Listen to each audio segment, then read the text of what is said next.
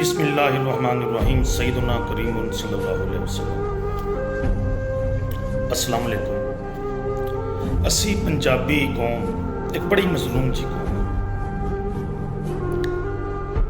अज बलूचिस्तान के शहर मूसा खेल दे विच अज या कल का वाकया 26 अगस्त 2024 23 पंजाबियों को कतल करता गया, शहीद करता गया।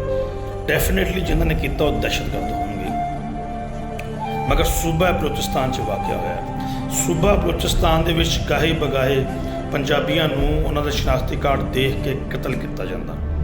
तुरबत होवे, गवादर होवे या कोई भी शहर बलूचिस्तान का हो, पंजाबी लोग बलूचिस्तान का सफ़र करने लगे डरते।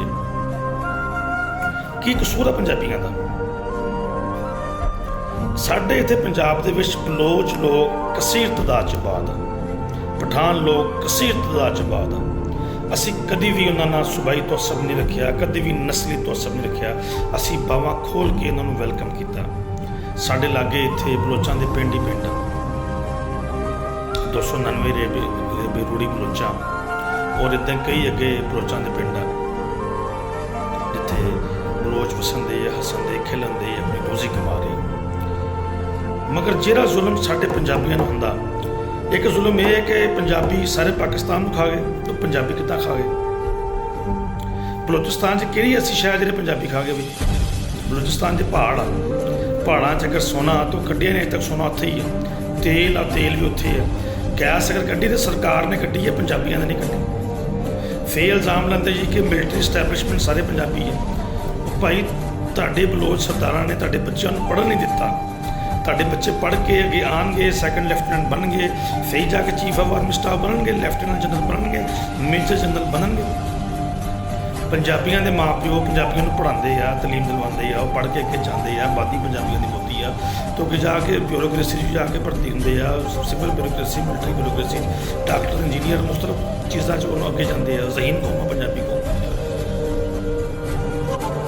सानू कहते कि सानू बलूचिस्तान की खा के तुहाडा यार सी, तुहाडा तांबा भी उत्थे पिया रैकोडिक च, तुहाडी हर शह उत्थे पई है। असीं तुहाडे वास्ते खड़े होंगे।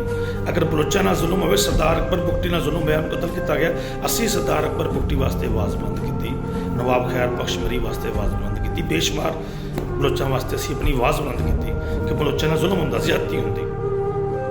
साढ़े तो जमातां भी है ना, बलूचिस्तान नैशनल पार्टी, बलूचिस्तान अवामी पार्टी, बलूचिस्तान आ पार्टी, बलूचिस्तान आ पार्टी। साडी पंजाबियों की बदकिस्मती है, साडी कोई पंजाबी पार्टी है नहीं जरा पंजाबियों का कोई दुख बयान कर सके, जरा पंजाबियों का दुख नैशनल लैवल पर बयान कर सके। पंजाबियों का जुल्म हो रहा, जो भी तुसीं गाल करनी सिंधियां ने, बलोचियां ने तो पठाना ने पंजाबी गाल करनी, वो की सिंध चो की ले ली जी पंजाबी ने? सुनो, सारे सिंध ते काबज गुज़श्ता 25-30 साल तो सरदारी है, सरदारी बलोच है। की बिगाड़ लिया सिंधियां ने सरदारी? सुनो, बलूचिस्तान ते काबज सारे बलोच सरदार है, की तुसीं बिगाड़ लिया उन्होंने? तुहानूं आ जाके गरीब पंजाबी लभदे बलोचो,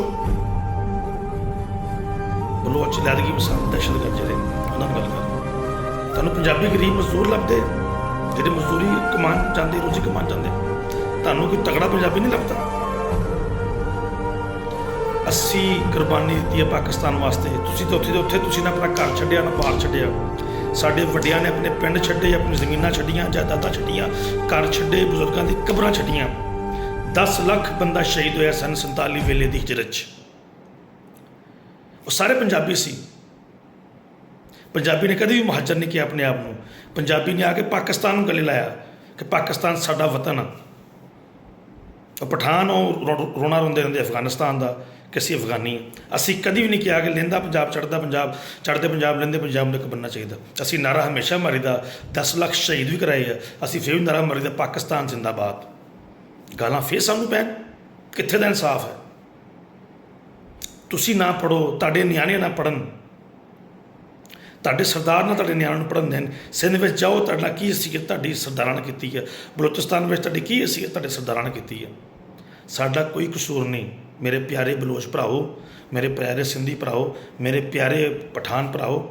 साडे पंजाब च आग तुसीं वसन ने, खिलन ने, हसन ने, तरक्की करन ने। पठान इत्थे आ किन्नी तरक्की कर गए। ਇਹ ਰੱਬ ਦੀ ਸਰਜ਼ਮੀਨ ਆ, ਕਿਸੇ ਪੰਜਾਬੀ ਦੀ ਨਹੀਂ ਹੈਗੀ। ਉਹ ਬਲੋਚੀ ਜ਼ਮੀਨ ਰੱਬ ਦੀ ਹੈ, ਕਿਸੇ ਬਲੋਚੀ ਦੀ ਨਹੀਂ ਹੈਗੀ। ਇਸ ਲਈ ਬਸ ਕਰ ਦੋ, ਬਹੁਤ ਹੋ ਗਈ। ਅਸੀਂ ਬਹੁਤ ਤਾਨੇ ਸੁਣ ਲਏ ਤੁਹਾਡੇ, ਬਹੁਤ ਹੋ ਗਿਆ, ਬਹੁਤ ਹੋ ਚੁੱਕੀ ਹੈ। ਪੰਜਾਬੀ ਪਾਕਿਸਤਾਨ ਨੂੰ ਚਲਾ ਰਿਹਾ, ਪੰਜਾਬੀ ਬਲੋਚ ਨੂੰ ਖਵਾ ਰਿਹਾ, ਪੰਜਾਬੀ ਸਿੰਧ ਨੂੰ ਖਵਾ ਰਿਹਾ, ਪੰਜਾਬੀ ਪਠਾਨ ਨੂੰ ਖਵਾ ਰਿਹਾ, ਪੰਜਾਬੀ ਕਸ਼ਮੀਰੀ ਨੂੰ ਖਵਾ ਰਿਹਾ। ਇਹ ਗੱਲ ਨਹੀਂ ਕਰਨੀ ਸੀ, ਪਰ ਤੁਸੀਂ ਇਹ ਗੱਲ ਕਰਨ 'ਤੇ ਮਜਬੂਰ ਕਰਤਾ। ਤੁਹਾਨੂੰ ਜਦੋਂ ਵੀ ਲੱਭਦਾ ਪੰਜਾਬੀ ਮਾਰਨ ਵਾਸਤੇ ਲੱਭਦਾ। ਔਰ ਦੂਜੀ ਗੱਲ ਆਪਣੀ ਪੰਜਾਬੀ ਕੌਮ ਦੇ ਨਾਲ, ਐਡੀ ਨਿਕੰਮੀ ਕੌਮ ਆ ਪੰਜਾਬੀ ਕੌਮ, ਇਹਨਾਂ ਦੇ ਸਿਰ 'ਤੇ ਜੂੰ ਨਹੀਂ ਦਿੰਦੀ। ਇਹਨਾਂ ਦੇ ਭਰਾ ਮਰਦੇ, ਕਤਲ ਹੁੰਦੇ, ਬਲੋਚਿਸਤਾਨ ਜਾ ਕੇ ਸਿੰਧ ਵਿੱਚ ਕਤਲ ਹੁੰਦੇ ਇਹਨਾਂ ਦੇ ਭਰਾ। ਕਦੀ ਕਿਸੇ ਪੰਜਾਬੀ ਨੇ ਉੱਠ ਕੇ ਗੱਲ ਨਹੀਂ ਕੀਤੀ। ਕਿਉਂ ਨਹੀਂ ਕੀਤੀ? ਕਿਉਂਕਿ ਅਸੀਂ ਪੰਜਾਬੀਇਜ਼ਮ ਛੱਡ ਚੁੱਕੇ ਹਾਂ। ਸਾਡੇ 'ਚੋਂ ਪੰਜਾਬੀ ਖਤਮ ਹੋ ਗਈ ਹੈ, ਪੰਜਾਬੀਅਤ ਖਤਮ ਹੋ ਗਈ ਹੈ। ਅਸੀਂ ਪਾਕਿਸਤਾਨੀ ਹਾਂ, ਪਰ ਪੰਜਾਬੀਇਜ਼ਮ ਥੋੜ੍ਹਾ ਬਹੁਤ ਰੱਖੋ ਪੰਜਾਬੀਓ। ਉਹ ਤੁਹਾਡੇ ਭਰਾ ਵਾ ਪੰਜਾਬੀ, ਜਿੱਦਾਂ ਬਲੋਚੀ ਕਰਦੇ ਆ। ਸਭ ਤੋਂ ਪਹਿਲੇ ਪਾਕਿਸਤਾਨ ਅਸੀਂ ਕਹਿੰਦੇ ਰਵਾਂਗੇ ਇਨਸ਼ਾਅੱਲਾ, ਮਗਰ ਅਸੀਂ ਆਪਣੀ ਪੰਜਾਬੀਆਂ ਨਾਲ ਜ਼ੁਲਮ ਨਹੀਂ ਹੋਣ ਦੇਵਾਂਗੇ। ਆਸਫ ਜ਼ਰਦਾਰੀ, ਤੂੰ ਬਲੋਚ ਸਰਦਾਰ ਆ, ਹੌਜ ਦੇ ਨਾਖਨ ਲੈ, ਬਲੋਚਿਸਤਾਨ ਦੇ ਮਸਲੇ ਹੱਲ ਕਰ, ਪੰਜਾਬੀਆਂ ਨੂੰ ਤਹਫਜ਼ ਦੇ। ਉੱਥੇ ਪੰਜਾਬੀਆਂ ਨਾਲ ਜ਼ੁਲਮ ਹੋ ਰਿਹਾ ਉੱਥੇ। ਸ਼ੁਕਰੀਆ। ਜਹਾਜ ਹੋ ਜਾ ਕੇ ਜੋ